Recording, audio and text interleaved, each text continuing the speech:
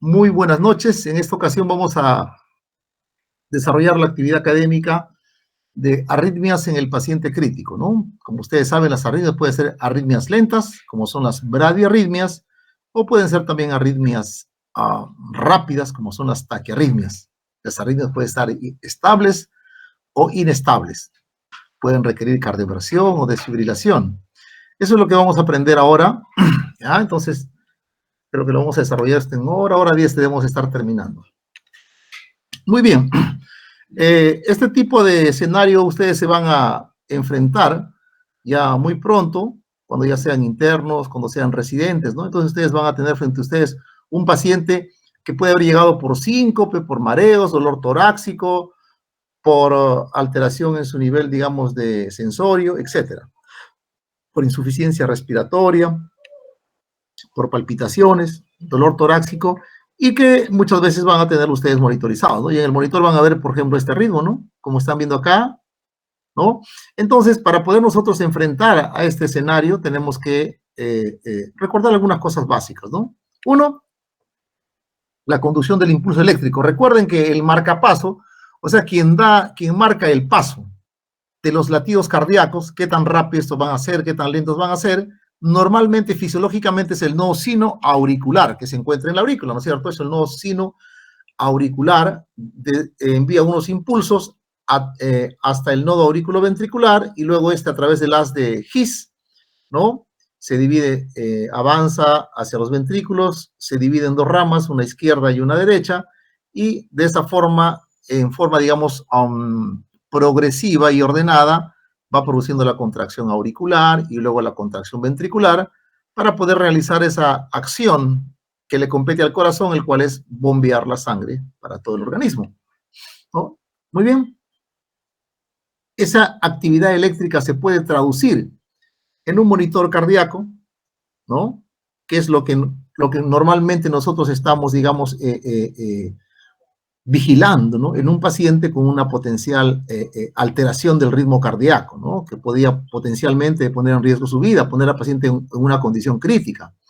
Muy bien, entonces recordar nuevamente que cuando la aurícula se despolariza, eso se traduce en la descripción de una onda que se llama la onda P. La onda P significa la despolarización auricular, ¿no es cierto? Como empiezas. Segundo, luego hay un retraso al pasar este impulso eléctrico a través del nodo auriculoventricular, se produce un retraso en la velocidad de conducción, pero esto tiene un objetivo, ¿no? El objetivo es que permitir el llenado, obviamente, que se ha contraído las aurículas, o sea, ha eyectado sangre de las aurículas al ventrículo y va a permitir, pues, de que va a permitir el retraso para que pueda el ventrículo, digamos, contraerse y pueda seguir la siguiente, digamos, contracción auricular. O sea, tiene que dar un espacio de tiempo para que se llenen bien las aurículas y luego posteriormente se puedan contraer antes que llegue nuevamente el otro, digamos, la otra contracción, ¿no es cierto? Es un retraso fisiológico. Luego viene la despolarización ventricular. La despolarización ventricular se describe como el complejo QRS, ¿no es cierto? La primera deflexión que vemos acá de forma negativa, luego viene la R, luego la S. Muy bien, este complejo QRS es expresión de la despolarización de todo el ventrículo. Y luego se va nuevamente a repolarizar el ventrículo, describiendo en el papel electrocardiográfico o en el monitor cardíaco la famosa onda T. Muy bien, y así esto se va a repetir de forma cíclica, ¿no es cierto? Muy bien, entonces tenemos las partes de un complejo, de un ciclo cardíaco, tenemos que está que eso describe ese retraso que ocurre como habíamos dicho, en el nodo auriculoventricular, ¿no? Ese es el segmento PR, y luego viene el complejo QRS, luego viene un segmento ST, ¿no? El segmento ST es el paso desde el QRS hacia la onda T. Este segmento es muy importante tenerlo simplemente porque es el que se altera cuando hay un problema, digamos, de isquemia miocárdica, ¿no? Cuando hay un problema de infarto, se va a alterar, ya sea que se eleve ese T elevado, o también se descienda, ¿no es cierto? Cuando hay isquemia, se desciende, y cuando hay lesión o corrientes de injuria o lesión, es el ST elevado, ¿no? Que es el que reviste, digamos, es el que hay que reconocer rápidamente cuando al paciente, por ejemplo, tiene un IMST elevado y que tenemos que reperfundirlo nuevamente, ¿no? Ya sea trombolizarlo o enviarlo a una sala de hemodinamia para un cateterismo cardíaco, ¿no? Muy bien, entonces, acá tenemos, por ejemplo, ¿no? Como vamos a ver en un monitor cardíaco, ¿no? Este es un ritmo que de tipo ordenado, con una frecuencia que está dentro de lo normal, que es entre 60 y 100, está acá 69. Como ustedes pueden ver, es un ritmo que se repite de forma ordenada, ¿no? Tiene su onda P, el QRS, luego la onda T, y así se va repitiendo. Este ritmo se llama sinusal. Cuando es un ritmo normal, se llama ritmo sinusal. Es decir, que tiene, todo QRS está precedido de una onda P, ¿no? Y se encuentra siempre dentro de las, digamos, de la frecuencia cardíaca oscila entre lo normal, ¿no? Un ritmo sinusal usualmente es entre 60 y 100, ¿no es cierto? Por encima de 100 ya sería taquicardia, por debajo de 60 sería bradicardia. Pero aún estando latiendo en forma rápida, también se puede llamar un ritmo sinusal, pero ya sería taquicardia sinusal. Si está latiendo en forma lenta, menos de 60, pero conservando este mismo orden de la onda P, el QRS, la onda T, también es una bradicardia sinusal, ¿no? Muy bien. Empezaremos con las bradiarritmias, ¿ya? Entonces, las bradiarritmias, que significa los ritmos lentos, ¿no? Los ritmos lentos, es decir, por definición, se define a bradiarritmias como una frecuencia cardíaca menor de 60 latidos por minuto, ¿ya? Eso se va a caracterizar básicamente porque hay una alteración ya sea en la generación del impulso o una alteración en la conducción del impulso eléctrico, ¿no? Del corazón, que va a producir, obviamente, se va a manifestar en una disminución de la frecuencia cardíaca, ¿no? Entonces, por ejemplo, acá tenemos en este electrocardiograma, este paciente tiene una frecuencia cardíaca menor de 60, pero conserva su P, QRS, la onda T, entonces es lo que conoceríamos como un ritmo, una bradicardia de este tipo sinusal, ¿no es cierto? Oye, pero en líneas generales, como habíamos dicho, como habíamos dicho previamente, la bradicardia puede darse, las bradiarritmias puede darse porque hay alteración en la generación del impulso o en la conducción del impulso a través del corazón, ¿no? Entonces, lo que se refiere a la disfunción lo que se refiere a la alteración en la generación del impulso, tenemos la bradicardia sinusal, la pausa arresto sinusal, el síndrome de braditaqui o taquibradi, y en lo que se refiere a alteraciones en la conducción del impulso eléctrico de la aurícula hacia los ventrículos, tenemos los famosos problemas de lo que es alteraciones en la conducción, ¿no? Aurículo-ventricular, también llamados como bloqueos auriculoventriculares, que hay de primer grado y hay de segundo grado. Y el de segundo grado inclusive se divide en dos tipos, ¿no? El tipo 1 y tipo 2. Y hay un bloqueo de tercer grado, que también se conoce como bloqueo auriculoventricular completo. Si ustedes notan acá, lo he subrayado, digamos, lo he resaltado con rojito, el desbloqueo auriculoventricular de segundo grado, tipo 2, y el bloqueo auriculoventricular completo, porque estos dos se conocen como bloqueos de alto grado, ¿no? Es decir, que estos pacientes muy probablemente vayan a requerir el apoyo de un marcapaso, ¿no? Muy bien, entonces tenemos la bradicardia sinusal, como habíamos dicho, la bradicardia sinusal, la única alteración sería que el paciente tiene una frecuencia cardíaca menor de 60, pero que sigue igual en forma ordenada, hay una onda P, hay un seguido con QRS y de una onda T, ¿no es cierto? Esa es la bradicardia sinusal. Muy bien, como ustedes pueden verlo acá, ¿no? Onda P, QRS, onda T. Muy bien. La frecuencia cardíaca, ya saben, el conteo, cada cuadradito, estos cuadraditos que se ve acá, ¿no? Un cuadradito es 300, 150, 100, 75, 60, 50, 45, o sea, esta es una bradicardia, pero conserva su orden de P, despolarización auricular, QRS, despolarización ventricular, y onda T, repolarización ventricular, ¿no es cierto? Está en forma ordenada. Muy bien. Acá lo podemos ver, ¿no?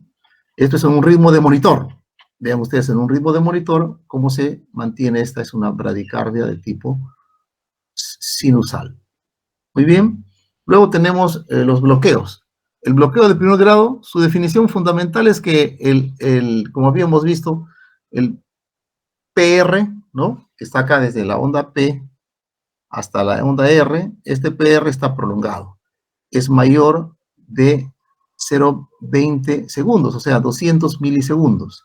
Como ustedes pueden ver acá nuevamente, vamos a ver acá rápidamente para que recuerden, acá. Ustedes tienen, ¿no es cierto?, el intervalo PR. Acá vamos a ver.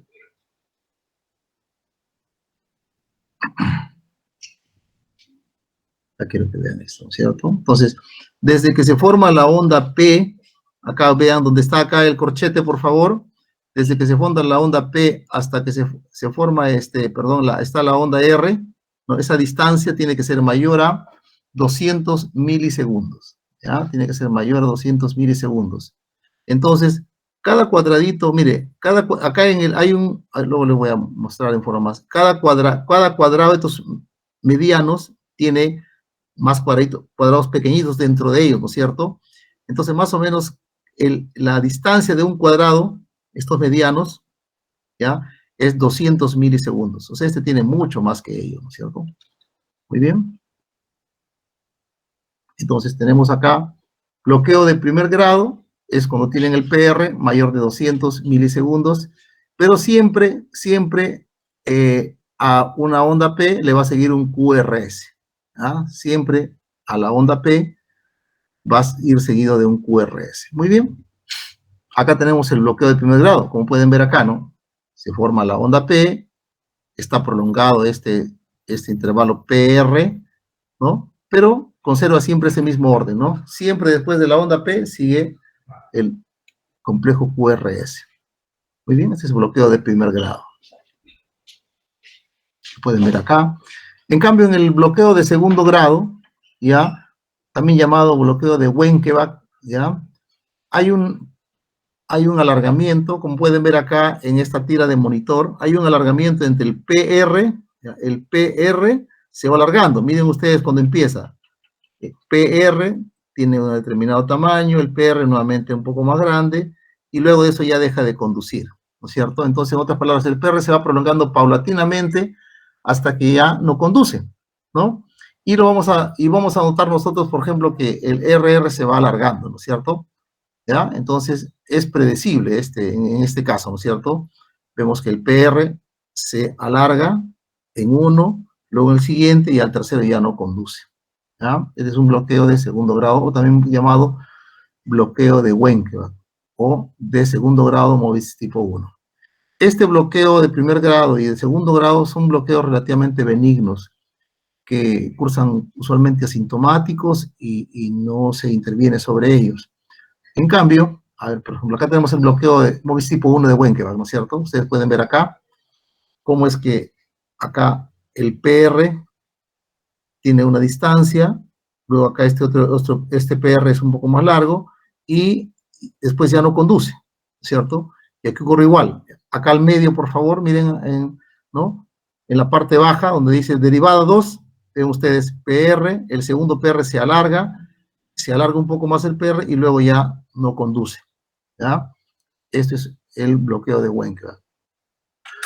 Bloqueo de segundo grado de Wenckebach lo pueden ver acá también, la del monitor, se alarga un poco y al tercero ya no conduce. Acá se alarga, PR tiene un determinado tamaño, el siguiente es un poco más largo y de ahí ya no conduce. Perfecto, muy bien. El bloqueo de segundo grado Mobius tipo 2, en cambio, el de segundo grado, pero ya Mobius tipo 2, el RR es constante, hasta que súbitamente, hasta que desaparece y ya no conduce la onda P. ¿Ya? Entonces hay un bloqueo intermitente de la onda P, es no predecible. Ustedes pueden ver acá, el PR se mantiene igual, PR es igual, y de un momento a otro acá ya no conduce.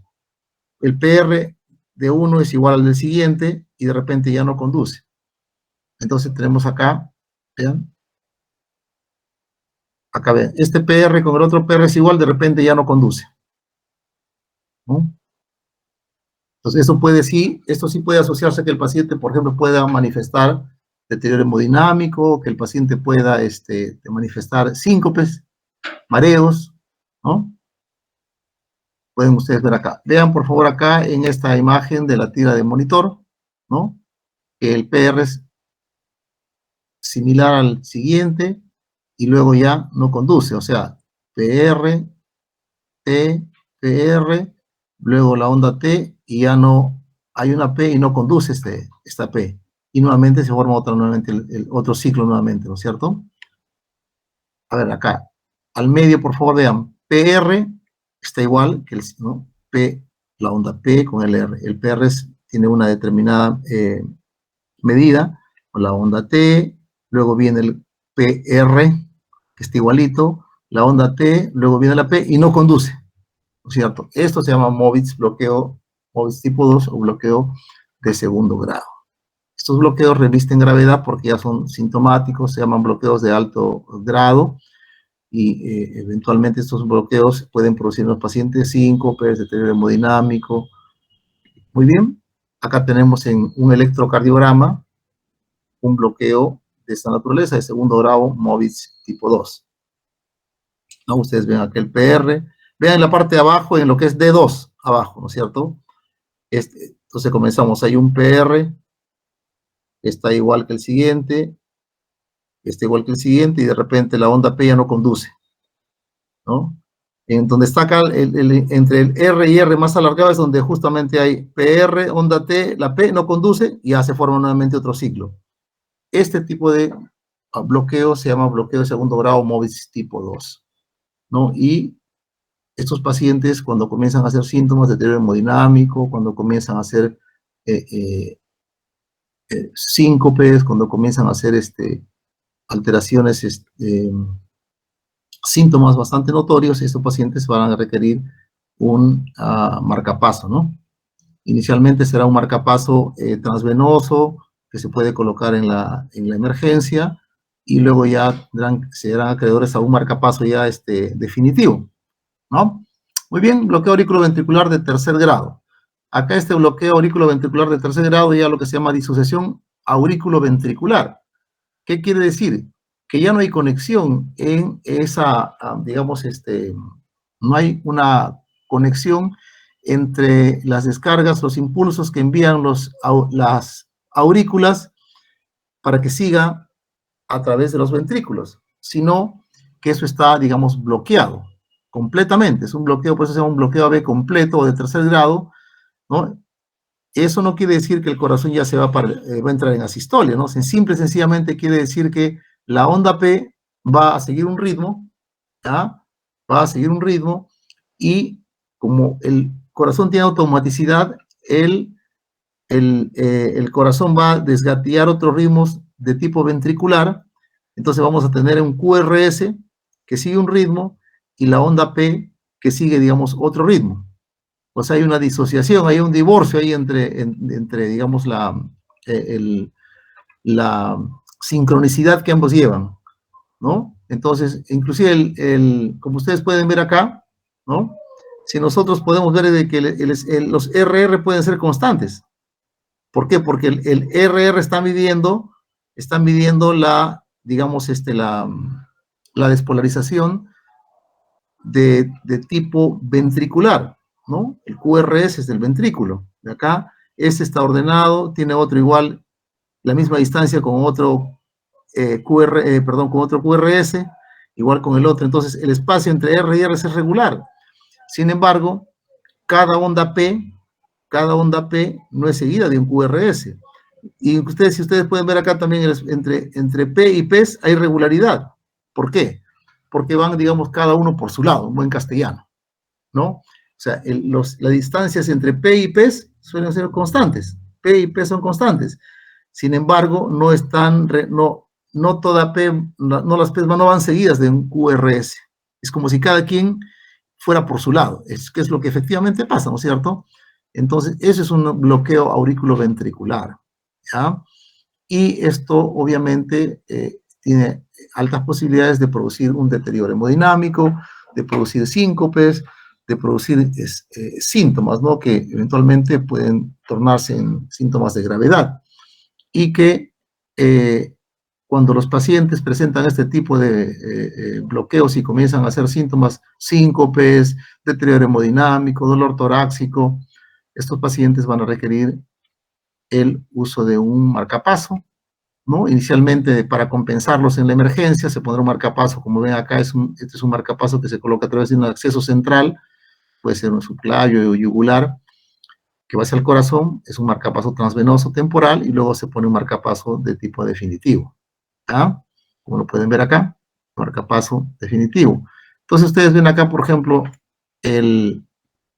acá tienen ustedes el bloqueo de tercer grado, cómo se vería en una tira de monitor, ¿no? Onda P, onda P, onda P. Y si ustedes miden las distancias entre P y P y P, son similares. Y si miden las distancias entre R y R, también hay regularidad. ¿Por qué? Porque el ritmo ventricular tiene un orden que no está asociado al ritmo auricular. Hay una disociación auricular, aurículo ventricular, que es también como se le conoce, ¿no? Disociación aurículo ventricular, a este bloqueo de tercer grado. ¿Ya? Muy bien. Acá lo pueden ver, por ejemplo, en un electrocardiograma, ¿no?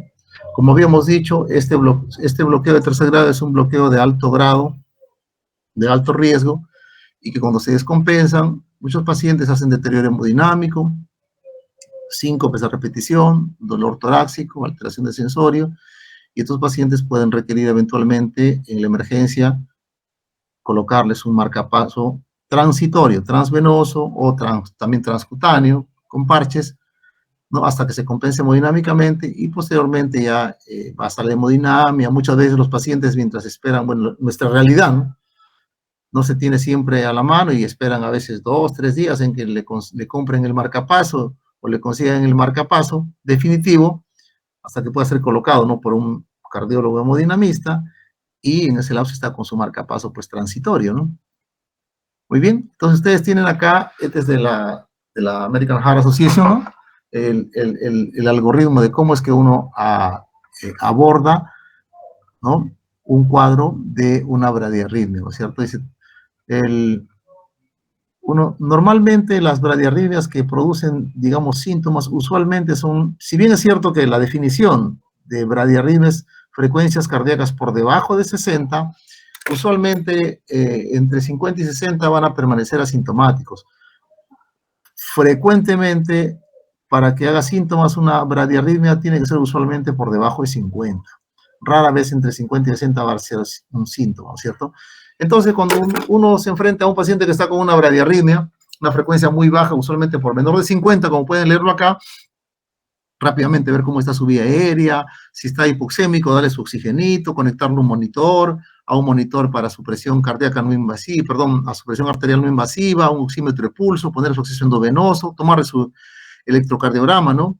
Y valorar estas cosas que son muy importantes, ¿no? Si el paciente está hipotenso, con signos de shock, tiene alteración alteración aguda de su estado mental, tiene signos de shock, tiene dolor torácico isquémico, ¿no? Dolor torácico persistente, o sea, la arritmia le produce esto, tiene signos de falla cardíaca aguda. Si es que esto es así, ¿no? Entonces hay que colocar, la primera respuesta es colocar atropina, ¿no?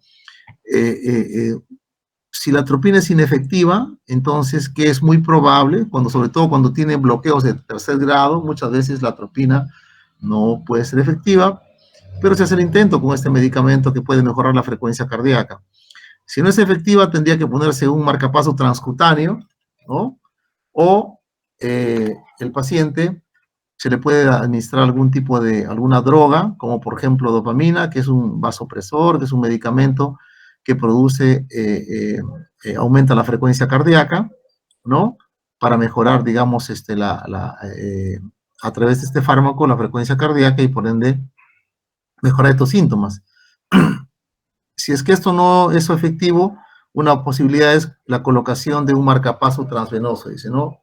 Considere expert consultation para transvenous pacing, ¿no? O sea, considere la posibilidad de colocar un marcapaso transvenoso. Bueno, en emergencia, en varias ocasiones hemos tenido la oportunidad de colocar este marcapaso transvenoso, que se coloca a través de un acceso venoso central, ¿no? Ya sea la vena yugular, igual que poner un catéter central exactamente igual, ¿no? Se coloca un introductor y a través de ello se coloca el marcapaso transvenoso, ya sea por vía subclavia o por vía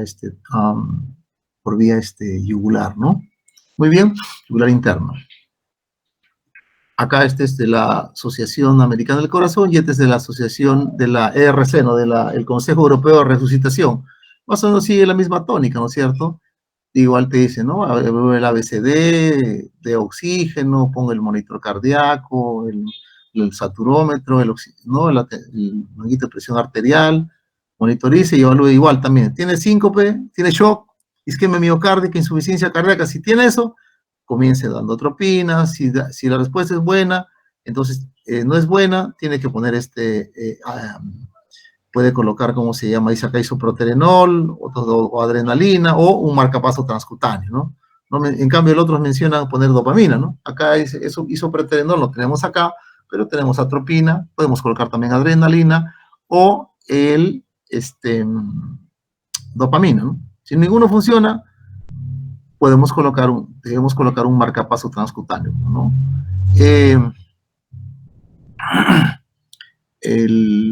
Si es que el paciente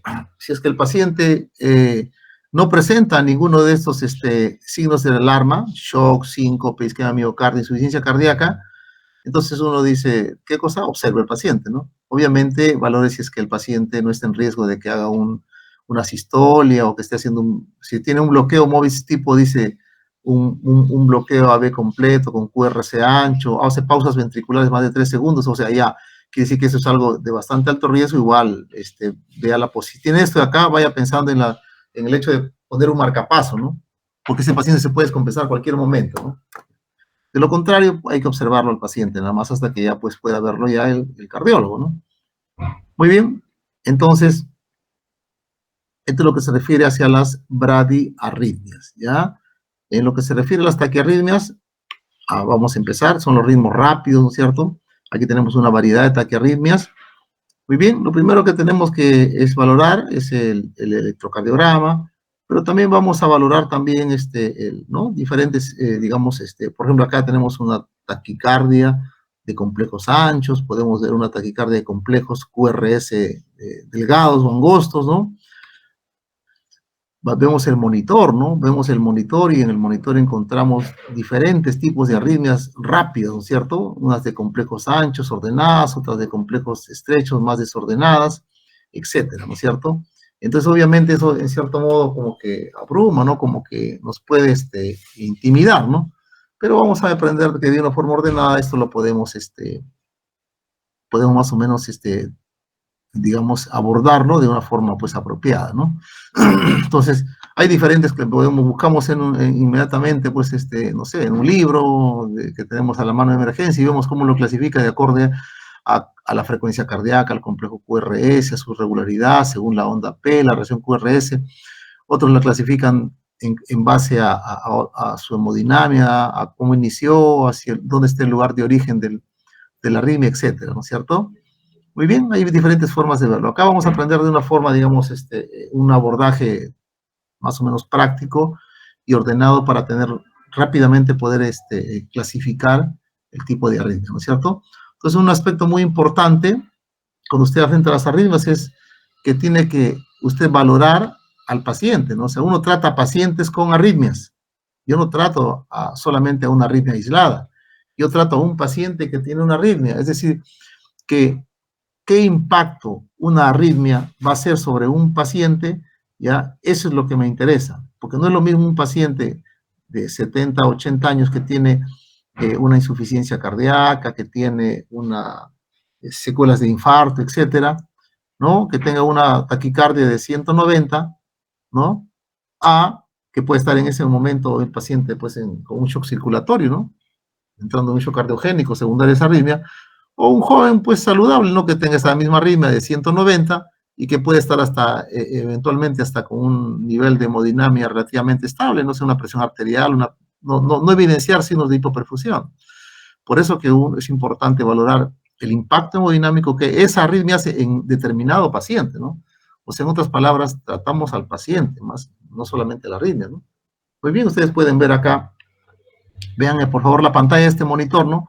Pueden ver este tipo de taquiarritmia, 193, complejos estrechos, pueden ver también complejos anchos, ¿no? Ordenados, o regulares o irregulares, ¿no? Muy bien, entonces cuando vamos a abordar una taquiarritmia en un paciente crítico, tenemos que hacer las siguientes preguntas, ¿no? Uno, ¿el paciente tiene síntomas? ¿Cómo está eso que hemos estado aprendiendo a lo largo del curso, ¿no? ¿Cómo está el ABCD? Su vía aérea, su ventilación, su circulación, cómo está su estado neurológico. Preguntarnos si el paciente está estable o está inestable. Preguntarnos si la arritmia es de complejo ancho o es angosto, ¿no? Si es regular o irregular. Algunos aspectos importantes de lo que es la cardioversión sincronizada, que es el tratamiento para una arritmia inestable. Y otra cosa importante también, ¿qué está causando la taquiarritmia? Porque si yo doy un tratamiento, ya sea con una droga o con descarga eléctrica, no puedo eventualmente revertir esa taquiarritmia, pero si no corrijo la causa de base, la arritmia va a volver en pocos minutos, ¿no? Nuevamente. Muy bien, entonces, primero, ¿el paciente tiene síntomas o no? Y los síntomas pueden ser muy variados, ¿no? Desde un paciente que joven, saludable, deportista, que puede tolerar frecuencias cardíacas de 170, 180 y sentir o casi nada, o una jovencita que puede estar sintiéndose mareada o solamente quejándose de palpitaciones, o desarrollar síntomas graves, como un paciente que esa taquiarritmia le está produciendo al corazón mucho trabajo, aumenta el consumo de oxígeno miocárdico y le está desengatillando una síndrome coronario agudo, ¿no? Está con un dolor de pecho terrible. O el paciente colapsa, ¿no? Hace un síncope, ¿no? Producto de esa taquiarritmia, o le produce una dificultad respiratoria, ¿no? Puede devenir esa taquiarritmia y producirle una falla cardíaca aguda tipo edema agudo de pulmón, ¿no? El paciente se pone diaforético, desatura, taquipneico, le falta el aire, hace una falla cardíaca aguda, ¿no? Entonces, tenemos toda una serie de síntomas que obviamente van a revertir, digan, van a tener una diferente categorización en lo que se refiere al riesgo, ¿no? Síntomas como sentirse tal vez sentir un poco de palpitación, tal vez un poco mareadito, no son lo mismo que un paciente que está teniendo, que se sincopa, o un paciente que hace un dolor torácico tipo isquémico, un paciente que hace una falla cardíaca, ¿no? Muy bien. El otro punto es, recuerden ustedes de que la frecuencia cardíaca no es estática, ¿no? Está en relación a muchos factores que no necesariamente son patológicos, ¿no? O que, digamos, son respuestas fisiológicas normales frente a diferentes tipos de agresiones, como por ejemplo, si estoy deshidratado, puedo estar con un poco de taquicardia, ¿no? Si es que tengo fiebre, me da un poco de taquicardia, tengo dolor, tensión, estrés, ansiedad, ¿no? Estoy muy nervioso, puedo hacer un poco de taquicardia, ¿no? Entonces, muchas veces el paciente, por ejemplo, el paciente viene porque está con hipovolemia. Yo tengo un paciente que tengo, por decir, 20 diarreas, 10 diarreas, 20 vómitos, etcétera, o tuvo una hemorragia digestiva y viene pues con 130, 140, y yo no voy a estar pensando y con inestabilidad hemodinámica. Entonces, este paciente, más que yo le cardiovierta, le pongo una droga para revertir la frecuencia cardíaca a una frecuencia cardíaca normal, eso no es la solución, sino la solución es mejorar su volemia, pasarle sangre, si tiene hipoxemia, darle oxígeno. O sea, muchas veces la, la taquiarritmia o taquicardia no es otra cosa más que una consecuencia o parte del cuadro clínico de un paciente, ¿no? Entonces, más o menos, ¿qué se ha visto? Acá hay un número mágico que yo le amo, ¿no? Que es usualmente 150. Usualmente cuando una taquiarritmia está por encima de 150, usualmente se puede considerar como la causa primaria de la descompensación hemodinámica o de digamos, del síntoma de gravedad que trae el paciente. O sea, si yo tengo un paciente que tiene 170, 180, muy probablemente esta frecuencia cardíaca per se es la que me esté provocando la falla cardíaca aguda, el edema agudo de pulmón, el trastorno sensorio, el shock con signos de hipoperfusión o el síndrome coronario agudo, el dolor torácico, el dolor torácico persistente, ¿no? Ya, frecuencias usualmente 50 o 750 o más. pero sin embargo el paciente viene con deterioro hemodinámico y tiene 120, 115, 130, ya a partir de 101 es taquicardia, ¿no?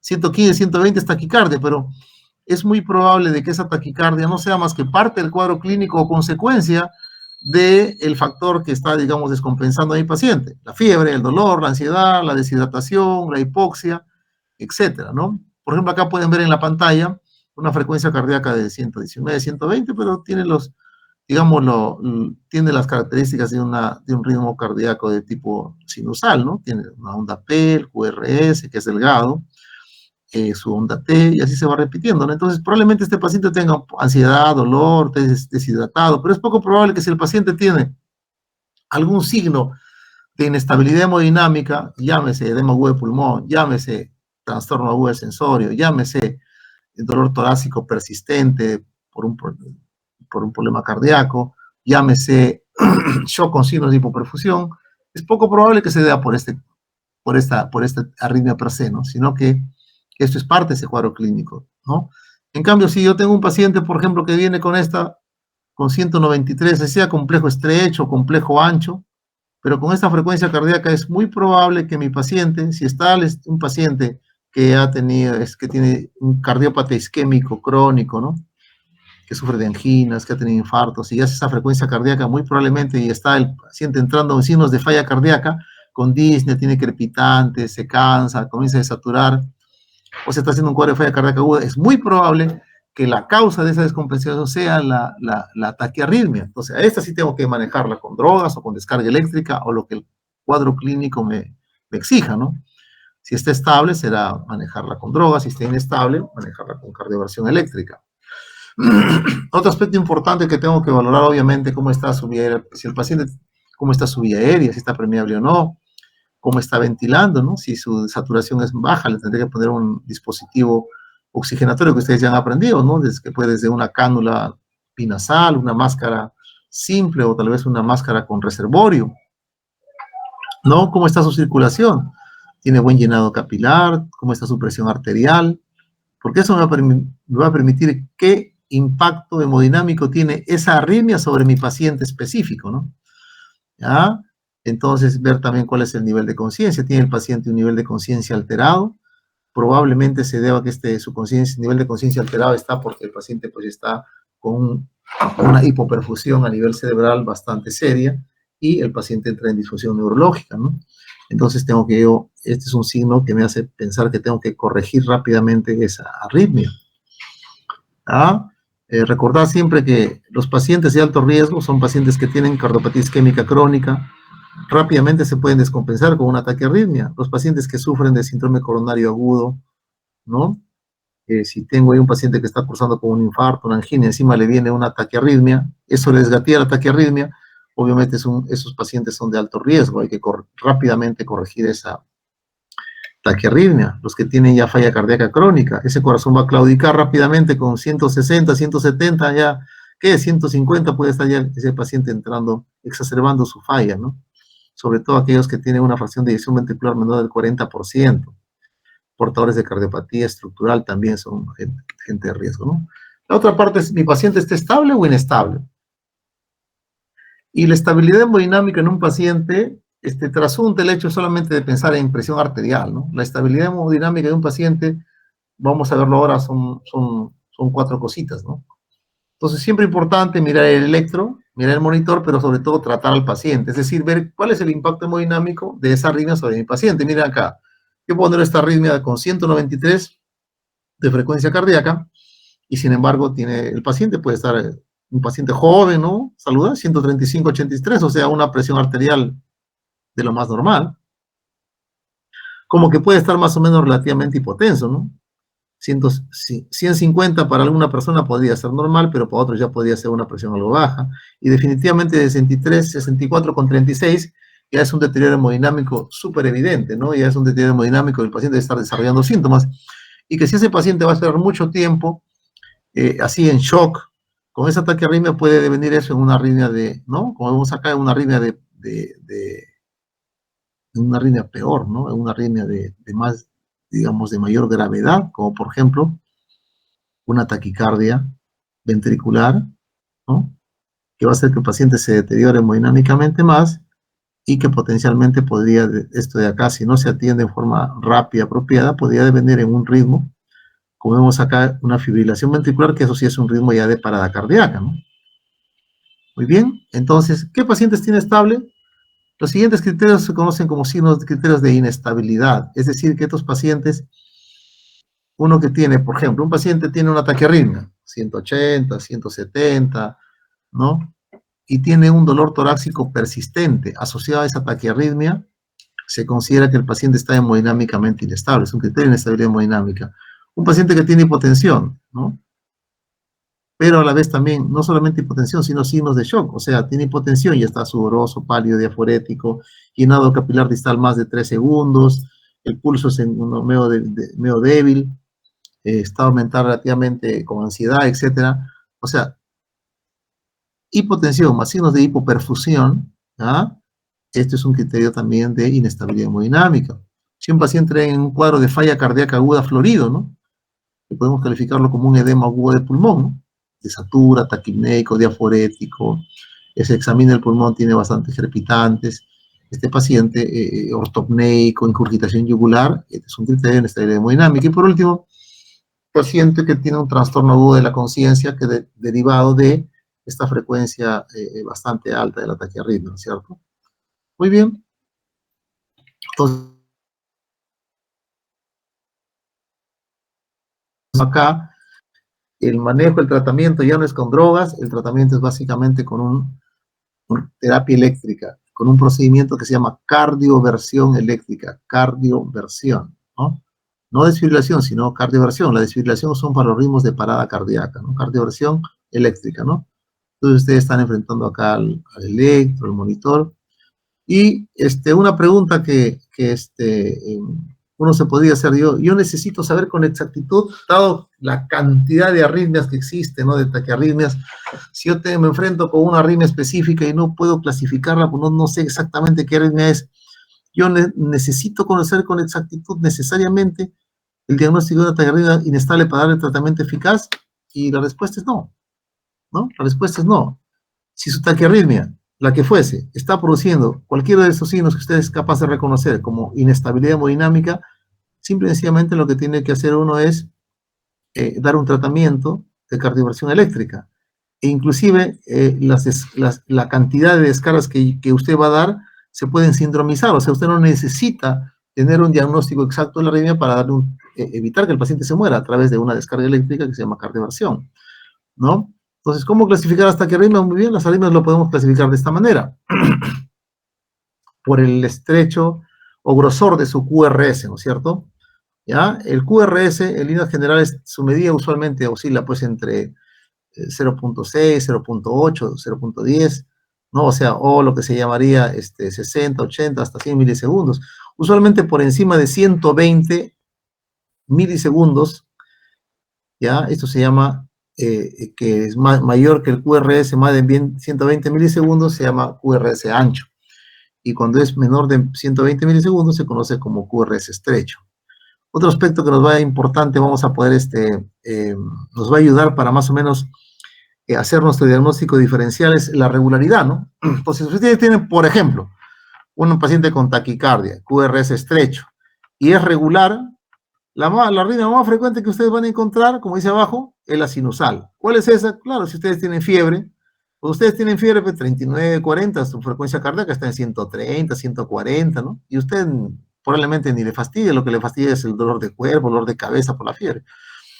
Si usted tiene una arritmia, una taquicardia, pero el complejo QRS es estrecho, pero es irregular, la causa más frecuente de una taquicardia de complejos estrechos y que es irregular es la reina de las arritmias. ¿Cuál es? La fibrilación auricular, ¿no? Pero si usted tiene también un QRS estrecho o delgado, ¿no? Y que es regular y que usualmente son frecuencias bien altas. Usualmente la sinusal, alumnos, no pasa 150, 130, 140. En cambio, tengo una de 200, por ejemplo, ¿no? 210, 190.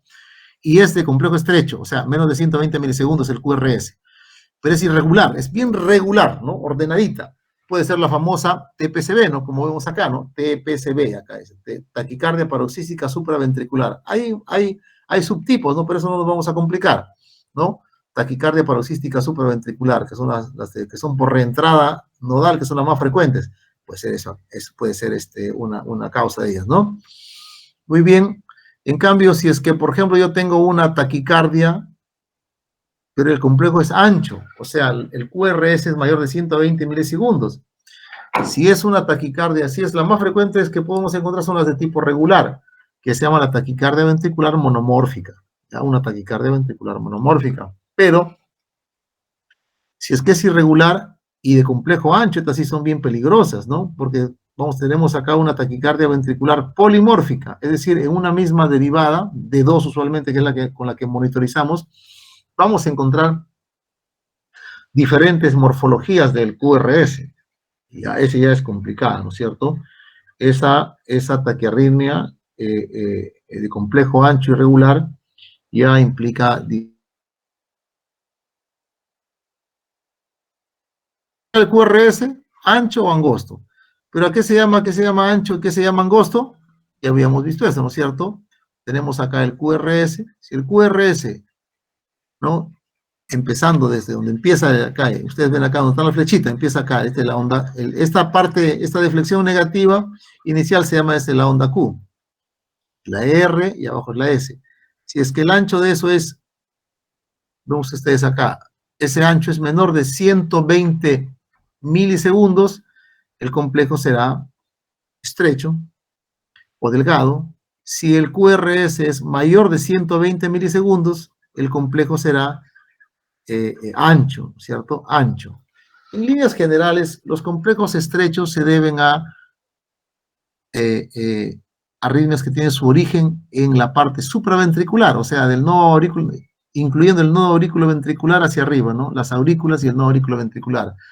Y cuando es un complejo estrecho, ancho, eso se debe a que es una arritmia cuyo origen está en los ventrículos, en líneas generales. Pero eso tiene sus, digamos, excepciones, ¿no? ¿Cuáles son las excepciones? Cuando hay alteraciones en la normalidad de la conducción eléctrica, es decir, cuando hay bloqueos de las ramas, ya sea de la rama derecha o la rama izquierda de las de His. Eso es lo que se llama cuando hay conducción con aberrancia. Entonces, cuando ya no se digamos, la electricidad, el impulso eléctrico ya no se transmite de una forma, digamos, fluida, ¿no? Sino ya hay un bloqueo de ramas, entonces eso se altera y obviamente produce una imagen de, muchas veces, siendo una arritmia que proviene de las aurículas o del nodo aurículo ventricular, o sea, por encima de los ventrículos, que debería ser angosta, se manifiesta como una taquiarritmia ancha. ¿Por qué? Porque el grosor de su QRS es mayor de 120. ¿Ya? Entonces, pero sin embargo, las que son las taquiarritmias de complejo angosto siempre son supraventriculares, o sea, por encima de los ventrículos. Muy bien, otro aspecto importante es ver la regularidad, ¿no? Es regular, es decir, los espacios entre E y RR son regulares, o como vemos acá al otro lado, son irregulares. Entonces podemos ver acá, ¿no? Esto, por ejemplo, ¿no? El QRS, hay una regularidad, ¿no? Una distancia, una equidistancia entre R y R, este es un complejo regular. Si no lo hay, se llama complejo de tipo irregular, ¿no? Muchas veces nuestra taquicardia es de complejo angosto, entonces ahí podemos ver, ¿no? Complejo angosto, acá está, o estrecho, que es lo mismo, estrecho o angosto, ¿no? ¿Es regular o es irregular? Y acá lo que tienen que aprenderse son dos arritmias fundamentales, ¿no? La arritmia más frecuente de complejo es, empezando el ritmo sinusal, el QRS es, o sea, por naturaleza, el QRS en un ritmo sinusal es delgado. ¿Ah? El ritmo sinusal, el QRS es un QRS que lo podemos calificar como QRS delgado o estrecho. ¿Por qué? Porque es menos de 120 milisegundos. ¿Ya? En cambio, la más frecuente que ustedes van a ver en la práctica médica es la taquicardia sinusal. El paciente está asustado, el paciente está nervioso, está con fiebre, está deshidratado, está con dolor, no una causa muy frecuente, ¿no? Entonces el paciente tiene una taquicardia sinusal. Pero también hay otras taquicardias mucho más rápidas. Miren, por ejemplo, esta frecuencia cardíaca está De este paciente tiene 100, 150, entre 130 más o menos debe tener, ¿no? En cambio acá al medio tiene 300, 150, 200, casi 200, ¿no? Un poquito más esta frecuencia del medio, ¿no? Esta entonces una taquicardia de complejos estrechos de forma regular, ¿no?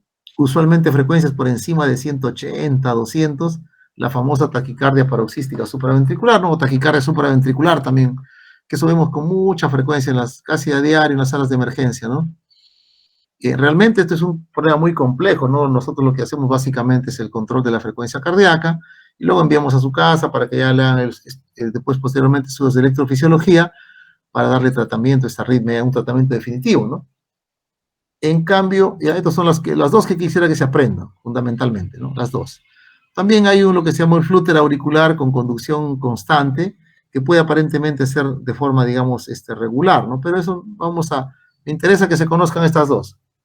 Las más frecuentes que van a encontrar taquicardias de complejo angosto o estrecho y que son regulares, la primera de lejos, si tiene onda P, taquicardia sinusal. Siempre secundaria a algo que está produciéndole al paciente, deshidratación, dolor, hipoxemia, ansiedad, etc.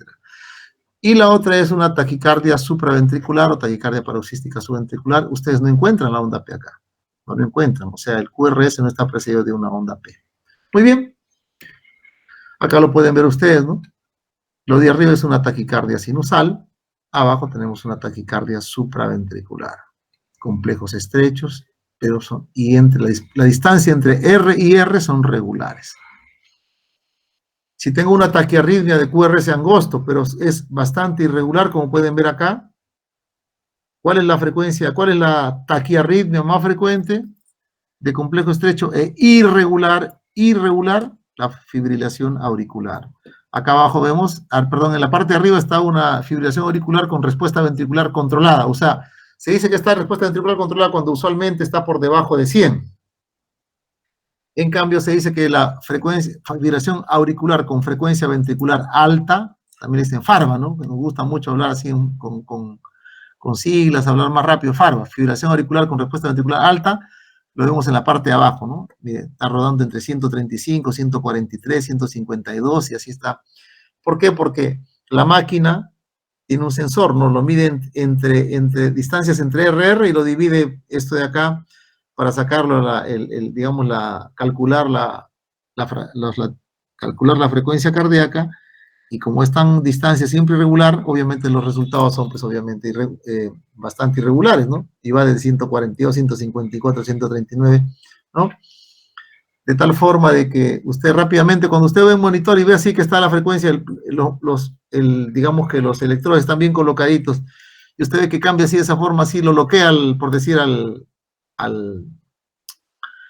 contómetro que tiene de la frecuencia cardíaca que tiene el monitor. Bueno, no es el término contómetro, el término apropiado, ¿no? Pero al cronómetro, entonces usted se da cuenta que este es un ritmo desordenado, ¿no? Pero son complejos estrechos, fibrilación auricular. Eso es lo que quiero que me pregunten. Taquicardia sinusal, fibrilación ventricular, taquicardia supraventricular, ¿no? Muy bien. Pero ¿qué si yo me enfrento a una taquiarritmia de complejos anchos? Ya la cosa se pone más seria, ¿no? Un complejo ancho significa más de 120 milisegundos, ¿ya? Por ejemplo, acá, ancho significa más de 3 cuadraditos, no estos medianos, sino los cuadrados pequeñitos que hay en cada cuadrado. Entonces, 3 cuadraditos, cada cuadradito mide 40 milisegundos. 120 milisegundos son 3 cuadraditos.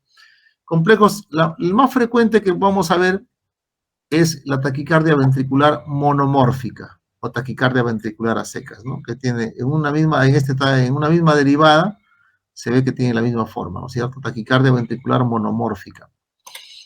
Pero también puede hacer, esto es lo que le decía, puede ser que una taquicardia supraventricular, que debía de ser de complejos estrechos o angostos, se manifieste de forma, digamos, con complejos anchos, sí, cuando ocurre lo que se llama una taquicardia supraventricular, pero con conducción aberrante. Usualmente cuando hay una lesión estructural preexistente llamada bloqueo de rama, ya sea de rama izquierda o de rama derecha. Cuando hay bloqueos de ramas preexistentes, siendo aún una arritmia que nace del aurícula, y que debe manifestarse de forma de complejos QRS delgados, se manifiesta con QRS anchos, ¿ya? Entonces esto se llama conducción aberrante. Y después ver acá, ¿no? El nodo sinoauricular, viene acá el nodo auriculoventricular, el haz de His, y luego acá ocurre que en esta parte, ya sea por secuela de un infarto, o isquemia o alguna cosa, X motivo, acá se bloqueó la rama. Vean ustedes por estas flechitas, left bundle branch, o sea, bloqueo de rama izquierda, o el right bundle branch, que es el bloqueo de rama derecha, ¿verdad? Entonces acá, cualquiera de estos dos bloqueos va a condicionar que se enlentezca un poco la conducción del impulso eléctrico y se manifieste en el papel del electrocardiograma o aún en el monitor con ese complejo QRS ancho, ¿no? Y que falsamente haría la imagen de que proviene del ventrículo, y no es así, ¿no? Muy bien, entonces cuando hay bloqueos, ya sea de ramas derecho o izquierdo, el paciente va a conducir con aberrancia y va a manifestarse, ¿no? Pero eso ocurre, dicen que eso ocurre más o menos en un 15%, no más de un 20%. O sea, cuando ustedes vean un complejo ancho, tienen que pensar en ventrículo y le chuntan en un 85-90%, ¿ya? Complejo ancho, altas posibilidades de que eso sea netamente ventricular. La regla es que sea ventricular y la excepción es que sea eso, un ritmo supraventricular, pero que previamente ese paciente ya tenía un bloqueo de rama derecha o izquierda que hace que se conduzca de una forma engrosada, ¿ya? Entonces tiene acá taquicardias ventriculares, por ejemplo, ¿no? Muy bien. Acá, acá son regulares, monomórficas. En cambio, acá son de tipo irregular, ¿no? O sea, en una misma derivada ven diferentes, ¿ya? Diferentes, ¿ya? Esto es diferentes. Por ejemplo, esta es la famosa torcida de puntas, ¿no? O torsades de Pointes, o torcidas de puntas, o taquicardia helicoidal multiforme. Estos son ritmos sumamente inestables. Ritmos sumamente inestables. Si el paciente viene con estos ritmos, el paciente con mucha frecuencia va a estar muy inestable. Si no está en parada cardíaca, pronto va a entrar a la parada cardíaca, ¿no? En minutos va a entrar en parada cardíaca. De tal manera de que estos ritmos, aún teniendo el paciente pulso, ¿no? Aún estando el paciente en parada cardíaca, la recomendación actual es que estos ritmos el paciente reciba desfibrilación. Si bien es cierto, la desfibrilación está, digamos, dirigida a ritmos de no perfusión o ritmos de parada cardíaca, en este caso le es difícil a la máquina, dado que tiene muchos QRS diferentes, le es difícil censar, porque para poder cardiovertir va a tener que censar, o sea, va a tener que, ustedes luego ya lo van a entender esto, o explicar la cardioversión, entonces le es difícil manejar ese tipo de ritmos de tal manera que ya no recomiendan cardiovertir, sino de frente, desfibrilarlo, porque es prácticamente un ritmo preparo, ¿no? No es un ritmo de paro aún, pero el paciente muy probablemente puede hacer un paro, ¿no?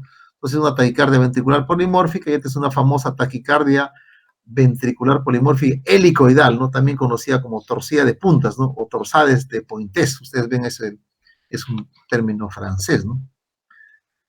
Ya, muy bien, y de francés hablo tanto como chino, o sea, no sé cómo pronunciarlo. Perfecto. Muy bien, acá tenemos otra forma de expresarlo. Vamos a pasar esto. Entonces, consideraciones. Todas las taquiarritmias de complejo angosto o estrecho son supraventriculares. No hay vuelta a quedar ahí. Todas las taquiarritmias de complejo ancho son ventriculares hasta que no se demuestre lo contrario. Esto es una verdad, sí, hay un 85-90% de veces. Un 10 o 15% podrían ser que el paciente tenga conducción aberrante, ¿no? O sea, que la conducción del impulso eléctrico esté implicada dentro de ese corazón un bloqueo de rama izquierda o derecha. Por eso hay excepciones, si tiene una FA con aberrancia, una TPCB con aberrancia, o una fibrilación auricular con preexcitación, un Wall-Parkinson-White, que pueden salir complejos anchos, de tipo, pero que, o sea, en un Wall-Parkinson-White, el estímulo donde nace la arritmia es en el ventrículo, en la aurícula, no es en el ventrículo, sin embargo se manifiesta ancho, ¿no? El AFA nace en la aurícula, pero es una FA rápida, pero como tiene previamente un bloqueo de rama, se va a ver como complejos anchos. Sin embargo, el origen es de auricular, no supraventricular, o sea, por encima de los ventrículos. Estas son las excepciones, pero la excepción no hace la regla, como les decía. Si ustedes ven un ritmo ancho, piensen que es ventricular y van a acertar en un 85-90%. ¿Ya? Hay criterios para poder diferenciarnos uno de otro, pero es un poco más complicado, ¿no? La taquiarritmia es de complejo regular o irregular, es esa cosa muy importante, como les había dicho, ¿no? Las regulares, ritmo sinusal, TPCB, taquicardia ventricular monomórfica, son regulares, ¿no? Estas serán de complejo ancho abajo, son regulares, taquicardia ventricular monomórfica. Acá, complejo estrecho, donde dice 120, taquicardia sinusal. Acá será una taquicardia supraventricular. Y las que son irregulares, ya las famosas, pues, ¿no? Por ejemplo, acá tenemos la fibrilación auricular, ¿no? Acá está, son bien irregulares. O, por ejemplo, este ritmo que es una torcida de punta, ¿no? Que es un complejo ancho, es una taquicardia auricular polimórfica tipo helicoidal, o también conocida como torcida de puntas. Este es un ritmo muy inestable, de tal manera que actualmente, a diferencia de otras arritmias que no son de parada cardíaca, que dice hay que cardiovertirlo, estas se trata como si fuera tipo de parada, o sea, tienes que desfibrilarlo. Eso es lo actual, ¿no? Y abajo, el ritmo de abajo sí es un ritmo de no perfusión, el de abajo sí es una fibrilación ventricular. Es una fibrilación ventricular, es una taquiarritmia irregular, pero es FA, ¿no? Muy bien, el paciente pues tiene eso y al toque se petatea, ¿no? Sí, muy bien. Entonces, consideraciones, ¿no es cierto? Hay hay algoritmos, criterios que tratan de diferenciar en las taquicardias supraventriculares con condición aberrante y las taquicardias ventriculares verdaderas, ¿no? Son bastante específicos, pero algo laboriosos, ¿no? Pero es para saber lo que existe, ¿no? No es el motivo de esta charla, sino reconocer aspectos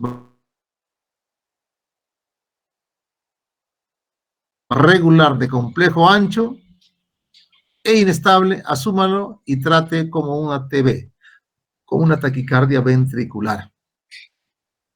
¿Ya? Muy bien. Entonces acá ustedes tienen este cuadrito que ustedes lo pueden estudiar rápido y ahí se pueden, ahí está acá. Si mi QRS es regular y es ancho, estas son las posibilidades más frecuentes. Si es que es angosto, estas son las posibilidades. Por decir acá, a ver, el QRS irregular, pero angosto, de lejos la más frecuente, fibrilación auricular. QRS son irregulares, pero que es de complejos anchos, una taquicardia ventricular polimórfica. Pues, ¿no? Esta no la voy a cardiovertir, la voy a desfibrilar, pese a que no es un ritmo de paro, ¿no? Pero si mi QRS es regular y es de complejo ancho, la más frecuente, pues, taquicardia ventricular monomórfica. Si el paciente no está en paro, eso se tiene que cardiovertir. No se desfila, se cardiovierte. Un QRS regular, ¿no? Puede ser dos cosas, taquicardia sinusal o una taquicardia supraventricular, ya saben. Si es sinusal va a tener que tener onda P. Si no tiene onda P y es de complejos QRS angosto, bastante, usualmente entre 180, 200, 220, es una TPCB, ¿no? Famosa, no hay onda P. En cambio, en la taquicardia sinusal, rara vez se excede los 150, 160 latidos por minuto, y usualmente tiene su onda P, pues siempre tiene su onda P, entonces es una taquicardia sinusal, ¿no? Acá también es otro algoritmo, acá también lo tienen acá en inglés, para que los que quisieran también revisar. Y este es el algoritmo de cómo se va a proceder según la Asociación Americana del Corazón, ¿no es cierto? Igualito, ¿no? Paciente tiene más de 150, dice, no, dice, evalúe la condición clínica. Usualmente, típicamente, las taquiarritmias que requieren el manejo de per se de la arritmia como tal, y que no esa taquicardia es consecuencia de un proceso patológico, sino la descompensación hemodinámica es causada por la taquiarritmia en sí, usualmente son mayor de 150. Si así usted para el toque, ¿no? Vía aérea permeable, oxígeno, monitor, viendo venosa, etc. Y se pregunta usted, ¿mi paciente está hipotenso con signos de shock o de hipoperfusión tisular? Si es así, chicharrón. O sea, cardioversión sincronizada, ¿no? Terapia eléctrica. Mi paciente tiene alteración aguda de su estado mental, porque asumo yo que está hipoperfundiendo el cerebro por por un shock circulatorio. Cardioversión. Mi paciente tiene un dolor torácico persistente tipo isquémico, o sea, el corazón está en alto consumo porque está con una taquicardia terrible, aumentando su consumo de oxígeno, y este paciente probablemente ya tiene una cardiopatía isquémica crónica y le está descateándole un síndrome coronario agudo, tengo que cardiovertirlo. pese a que puede tener su frecuencia, su presión arterial 140, 80, 150, 70, o sea, no puede, no está necesariamente en un cuadro de descompensación hemodinámica de tipo hipotensión, sin embargo, ¿no? Tengo que hacer que mi paciente, tengo que cardiovertirlo, ¿cierto? Si el paciente está en una falla cardíaca aguda, tipo edema agudo de pulmón, es decir, diaforético, desaturando, ortopneico, congestión yugular, crepitantes en ambos campos pulmonares, insuficiencia respiratoria, tengo que cardiovertirlo, porque si no el paciente no va a mejorar con que yo le ponga diuréticos, ¿no? Tiene este paciente que controlar esa frecuencia cardíaca. De no hacerlo así, el paciente no se considera que está inestable, ¿no es cierto? Muy bien. Entonces, inclusive miren acá, por favor, en la pantalla, ¿no? Si ustedes ven la pantalla, miren acá, por favor, en el lado izquierdo de su pantalla, dice, dosis y detalles, cardioversión sincronizada. ¿Cuánto le voy a colocar? Acá ustedes ven que la cantidad de energía que te recomienda no está en relación a un diagnóstico específico, ¿no? Sino a una sindromización de la arritmia en base a lo que les he enseñado. Narrow regular. ¿Qué significa esto? Estrecho y regular. Estrecho y regular, ¿cuál es? Que sea estrecho y además que sea regular. La más frecuente, taquicardia supraventricular. Perfecto, acá está. De 50 a 100 joules, ¿no? Si es bifásico. Pero si es estrecho e irregular, ya ustedes saben cuál es esa, la fibrilación auricular de 120 a 200 joules, bifásico, ¿no es cierto? Pero sin embargo, si es wide,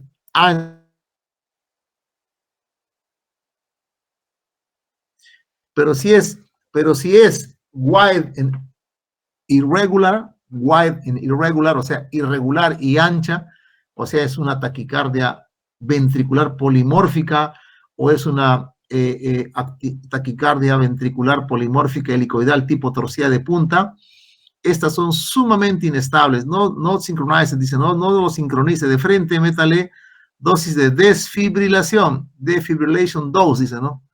O sea, usted lo va a quemar, lo va a dar terapia eléctrica como si fuera una fibrilación. Porque si el paciente con esta taquicardia ventricular y polimórfica, si no está en parada en ese momento, espérese unos minutos y va a entrar en parada. Así de sencillo. ¿Ya? Muy bien. Continuamos acá. Este es de las últimas guías del American Heart Association, que por esta parte del planeta nos da las pautas, ¿no? En la parte de que es América, en cambio en Europa, ¿no? Ellos tienen la European Resuscitation Council, ¿no? El Consejo Europeo de Resucitación da su pauta. Tiene algunas cositas de diferencias, pero en líneas generales por ahí va la cosa, ¿no? Por ejemplo, dice acá, ¿no? Usted tiene al paciente con taquiarritmia, tiene criterios de life-threatening features, o sea, aspectos que estén comprometiendo, amenazando la vida, shock, síncope, isquemia miocárdica, falla cardíaca severa, tipo edema agudo de pulmón. Si es sí, corriente, ¿no?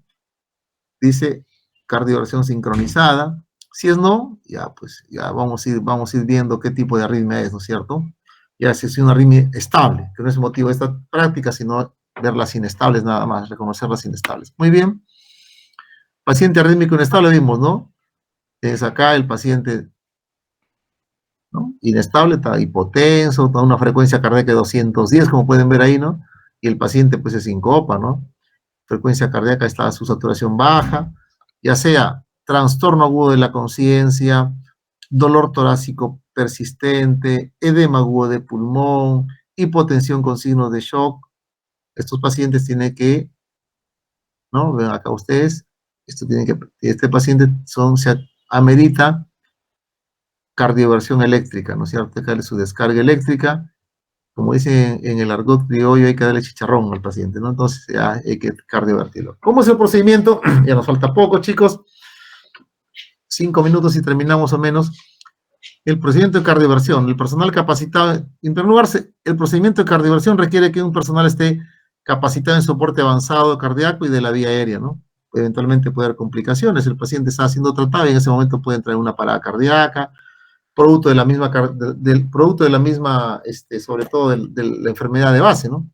Entonces, segundo, tenemos que tener estar bien implementados, ¿no es cierto? Un coche de paro, bien implementado con las diferentes drogas y equipos para manejo de la vía aérea, un buen aporte de oxígeno, ¿no? Tenemos que proveer un buen aporte de oxígeno, ¿no? Usualmente está crítico, una máscara reservorio, asegurarse un buen acceso endovenoso, ¿no es cierto? Y un catéter, pues es un catéter 20, no es el ideal, pero idealmente sería un catéter 18, 16, ¿no es cierto? Tener los equipos de monitoreo, el oxímetro de pulso, el monitor multiparamétrico, ¿no? Para valorar las diferentes funciones vitales del paciente, un buen electrocardiógrafo para estar tomando saber manejar drogas, saber las dosis, saber administrar adecuadamente la dosis de sedación y analgesia para la cardioversión, tener ya sea las palas adhesivas o en todo caso las paletas convencionales, ¿no es cierto? Entonces ya luego que nos hemos asegurado todo lo previamente expuesto, ¿no? O sea, acceso venoso, oxigenación, monitoreo, colocamos los electrodos. Si no hay electrodos, usamos las paletas o las palas convencionales, ¿no es cierto? Si no tenemos para los electrodos, ¿no? Recuerden siempre colocar su gel conductor, ¿no?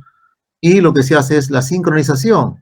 ¿Qué cosa significa sincronización? Significa que la máquina detecta el QRS, detecta el QRS y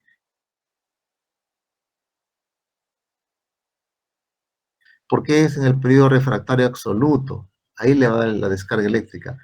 No le va a dar en otra área, porque si le da en otra área, como por ejemplo la onda T que tiene el periodo refractario relativo, puede inducirle a una arritmia peor, como una taquicardia ventricular o una fibrilación ventricular. ¿Ya? Entonces, si usted hace la descarga, por ejemplo, mire acá, hace la descarga, ¿ya? No sincronizada, podría caer eventualmente acá en la onda T, que es el periodo refractario relativo, y eso podría podría ser un impulso eléctrico que induzca una fibrilación ventricular. Entonces, la idea es que entre acá en el periodo refractario absoluto, ¿ya? Eso es. Entonces, acá ustedes, ¿no? Luego de que lo hemos sincronizado, vamos a seleccionar la cantidad de energía de descarga. La cantidad de energía de descarga va a depender, pues, de qué tipo de arritmia estamos hablando, ¿no? Hay las arritmias, por ejemplo, como el flute, la taquicardia supraventricular, son bastante sensibles a la electricidad, o sea, entre 50 y 100 joules, más que suficiente. Pero por la posición, por ejemplo, en caso de la FA, la fibrilación auricular, un poco posterior la aurícula, entonces para que pueda llegar bien y tener un mejor éxito, son dosis mucho más altas, ¿no? Entre 150 a 200. Muy bien, acá está, ¿no? Pueden ustedes ver acá. Complejo estrecho y regular, o sea, complejo estrecho regular de 100 a 100. ¿Quiénes están acá? TPCB. Complejo estrecho e irregular, 150 a 200. ¿Quiénes están ahí? La fibrilación auricular. Complejo ancho irregular, ¿quién está acá? La taquicardia ventricular monomórfica. Pero complejo ancho e irregular, ancho e irregular son dos cosas muy feas. O sea, el paciente está haciendo una taquicardia ventricular polimórfica, una torcida de punta, un ritmo sumamente inestable, de tal manera que ya no te dice, ahí ya no tienes que sincronizar, sino tienes que darle de frente nomás, sin sincronizar. O sea, tienes que hacer una desfibrilación, como si fuera un ritmo de parada, pese a que el paciente aún no esté en parada, pero pronto lo debe estar si no se subyuga rápidamente o se controla esa ritmo, ¿no? Muy bien. Corriente, ¿no es cierto? Entonces acá selecciona la energía y antes de que es importantísimo, esto siempre lo hacemos en la práctica, que vamos a hacer en la práctica es cuando en el momento que hace soporte cardíaco avanzado, se avisa porque el paciente la descarga eléctrica, si otra persona se la está cogiendo, y sobre todo está cogiendo su mano, está cogiendo su pierna, está agarrando al paciente, y ahí la descarga eléctrica puede electrocutarse, ¿no es cierto? Entonces hay que anunciar en voz alta que se va a descargar. Nadie toque al paciente, vamos a dar una descarga eléctrica, vamos a desfibrilar, vamos a cardiovertir. Nadie toca al paciente, lo dice en forma verbal y en voz alta, y también usted mira, usted verifica, ¿no? Porque puede ser que esté distraído, te ha asustado, ese un R1 que un interno, qué sé yo, que está más asustado que cuya en tómbola, entonces se quedan medio impactados y no, ¿no?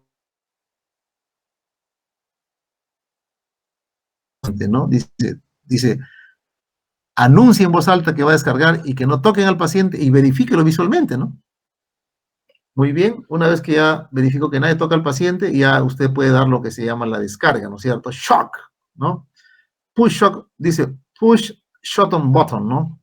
Acá, prum, aprieta y da la descarga eléctrica, ¿no es cierto?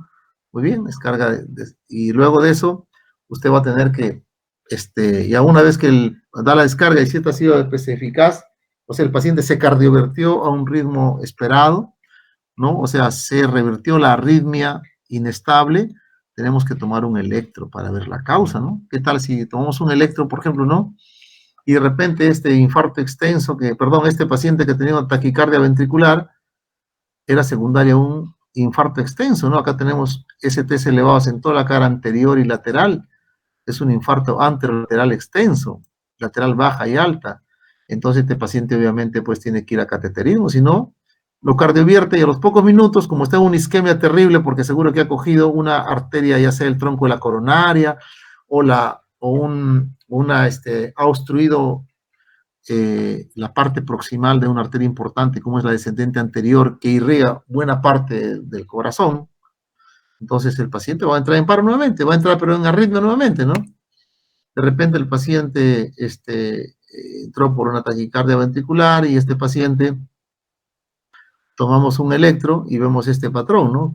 Ustedes ven acá entre B1 y B2, V1, V2, ustedes ven este patrón como una aleta de tiburón, se llama, ¿no? Este es el famoso aleta de tiburón o shark fin, que es típico de una alteración congénita, que es una canalopatía, o sea, una alteración en los canales de sodio de la célula cardíaca, y eso se llama el síndrome de Brugada, ¿no? Entonces, este paciente tiene alto riesgo de ser muerte súbita, por lo tanto, se hace merecedor de su DAE. ¿Qué significa DAE? Un desfibrilador implantable, ¿no es cierto? Entonces, este DAE detecta rápidamente si el paciente hace una arritmia de este tipo y la cardiovierte, ¿no? Sí, la controla inmediatamente. Es un cardiodesfibrilador implantable. O de repente mi paciente, pues, vino con una taquicardia de esa naturaleza, como hemos visto muchas veces, en parada,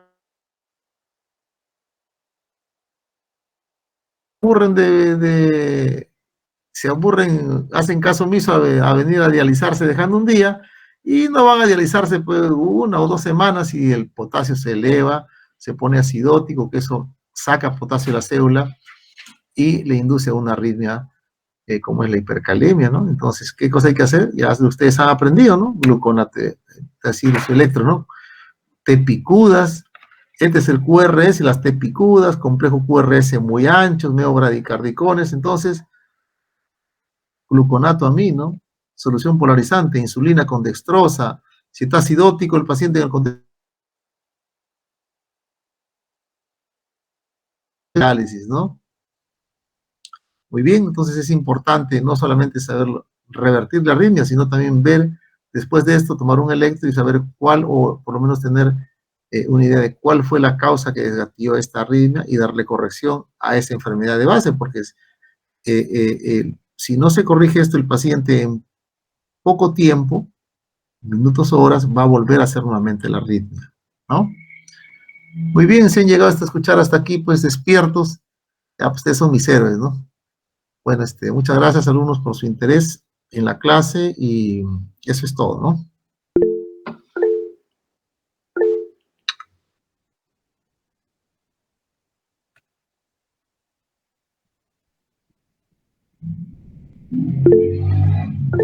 Hola.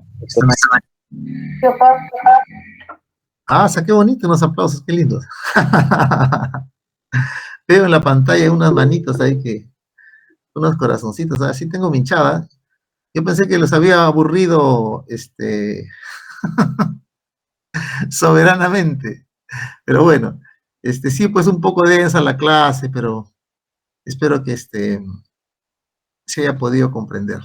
Ya, les paso el PPT ahorita, ¿ya?